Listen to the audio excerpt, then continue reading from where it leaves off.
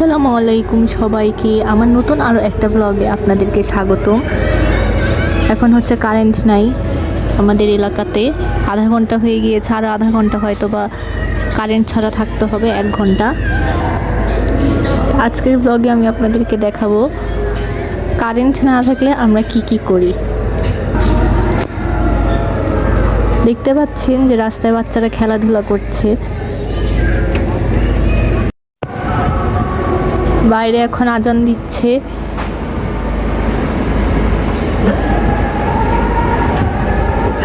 সব সময় তো আপনারা দেখেন যে সব সময় কারেন্ট থাকে, আজকে কারেন্ট না থাকলে কি করি সেটা দেখাচ্ছি।